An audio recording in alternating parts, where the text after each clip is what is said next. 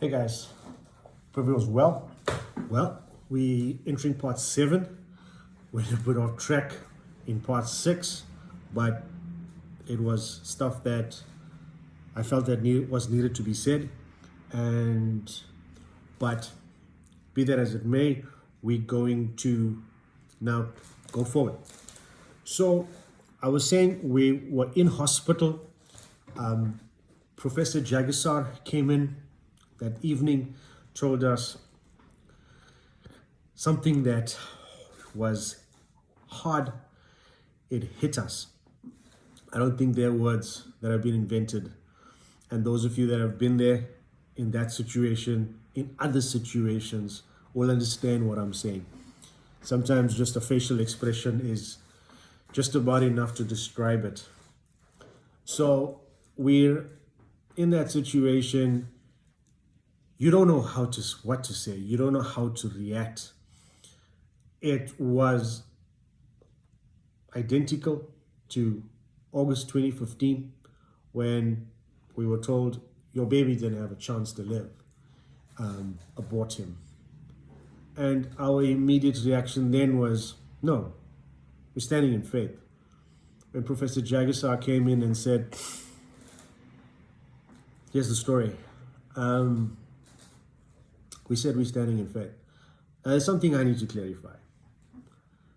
That although your reaction is we're standing in faith, the operating in faith, the standing in faith, never ever eliminates the spirit of fear. We're not superhuman. We're not robots. When something like that comes, the fear grips you. The taste goes out of your mouth. You don't know if you can breathe. You feel like your insides are being ripped out of you. You just, if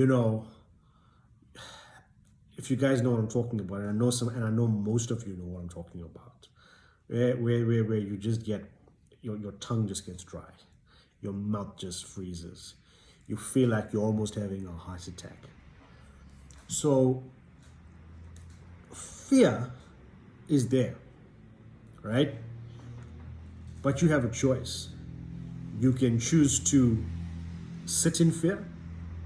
You can choose to have a conversation with fear.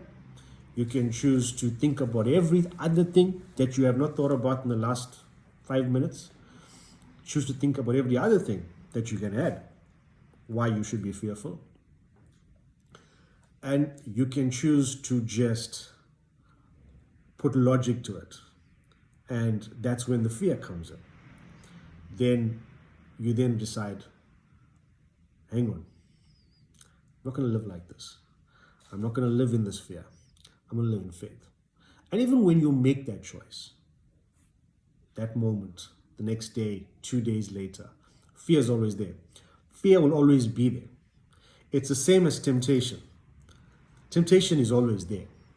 We choose to walk into it, or we choose to walk away. Sometimes you have a conversation with fear, fear and temptation.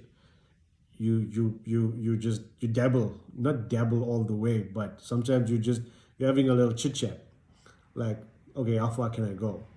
And then that's when you realize, hey, hang on, I'm only part of this. I'm moving on.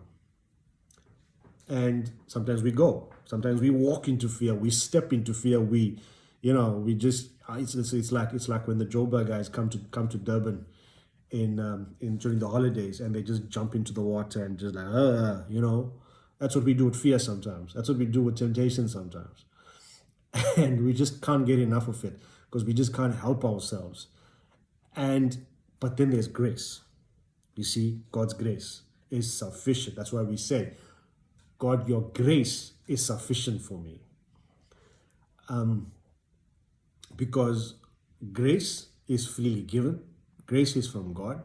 We can do all the good deeds we want. We can give to the poor from 7 in the morning till 12 at night.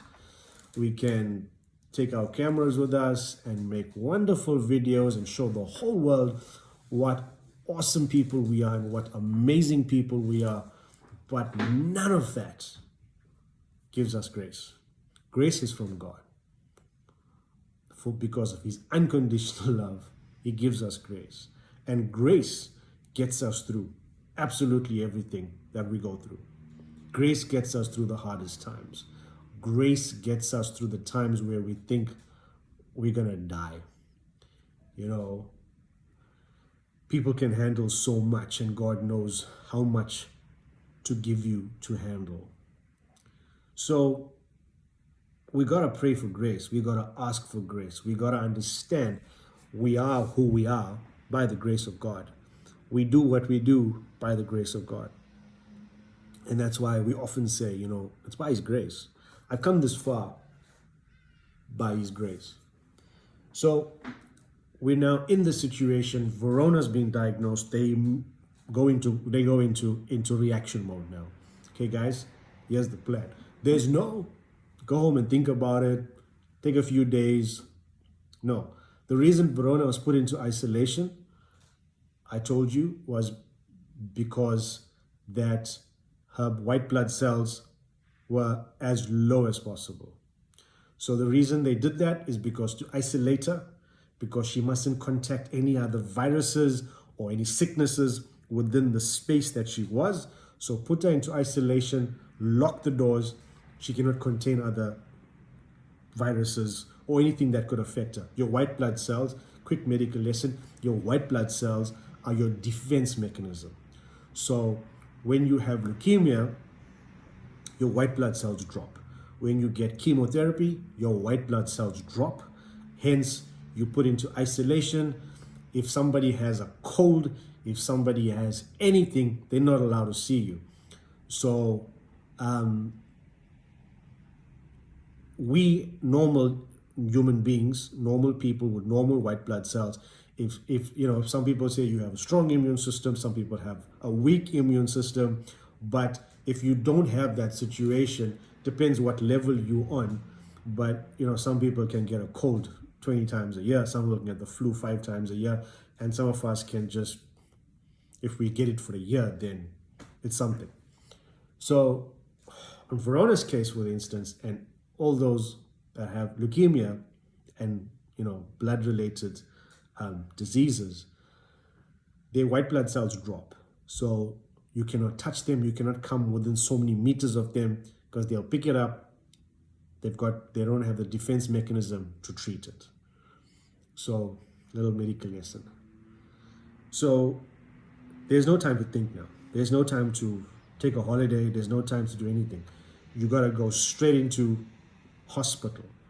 Verona goes into hospital at that time in 2016. It was the June 13th. We went straight into hospital for 7 weeks. Straight. Judah at this time is 5 months, 5.5 months. Verona just had a few months, you know, after all the drama, after everything, 5.5 months. Well, 1 month in hospital, so 4.5 months at home. And now this happens, and she's gone into hospital for 7 weeks. New dad, don't know the first thing about anything regarding a baby. You know, you gotta look after your baby. Mom's there and all of that,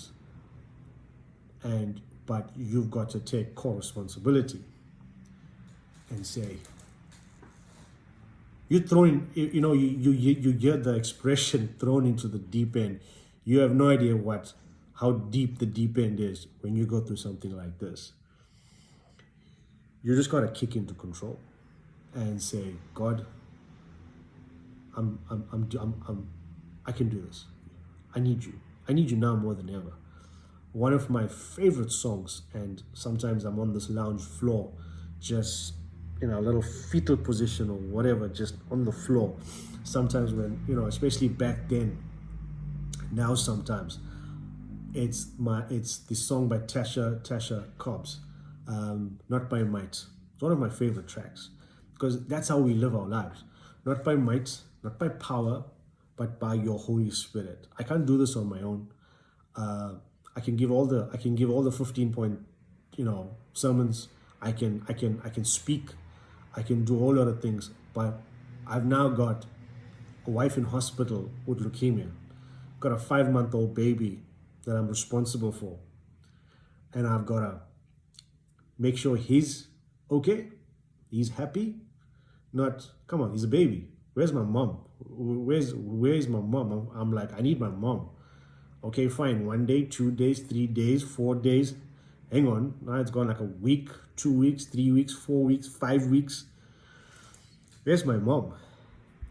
New mom in hospital. Disease, leukemia, missing a baby more than anything else. Someone's got to bridge the gap. Somebody's got to like make sure baby's happy. Baby has whatever he needs as much as possible. You cannot replace her mom, as everyone knows. You know, a mom is a mom. Dads can do what we can do, but mom is mom. So you can do all the funny giggles, you can do everything you possibly can, but like, hey, dude, I don't want you. I want my mom.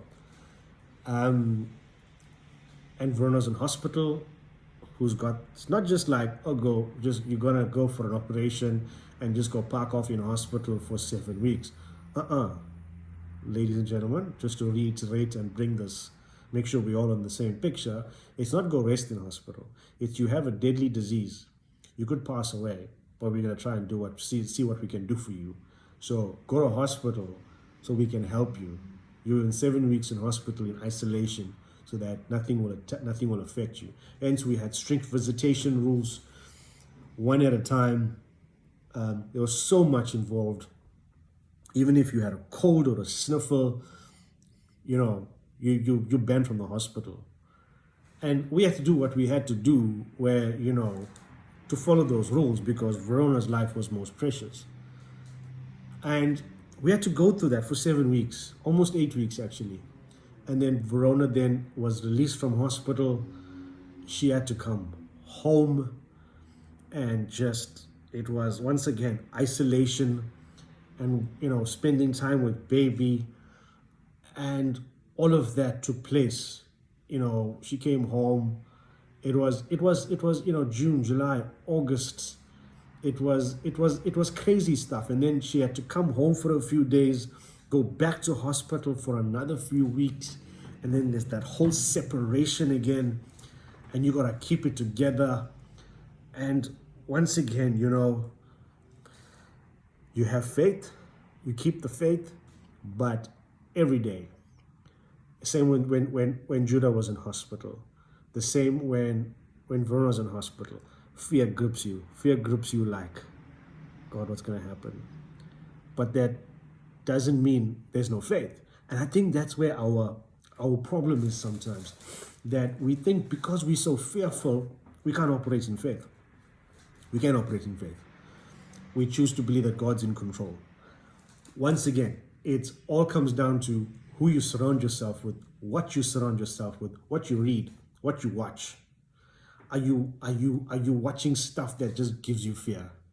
Are you surrounded by paranoid, fearful people? So when something comes your way, your gut reaction is, oh my God, and just go and, you know, bury yourself under the covers and think the world's come to an end. You've got to know who's feeding into your life. You got to have people, and I'm not just saying this to use people, but you got to have people in your life that are faith people, are positive people, and not just, woe is me, the world's coming to an end, and all doom and gloom and drama. Watch who feeds into your life. Watch who speaks into your life. Watch who you're in partnership with, whether it's a friendship or a relationship. Because when all hell breaks loose, is that person going to stand by you, or is that person going to walk out the door?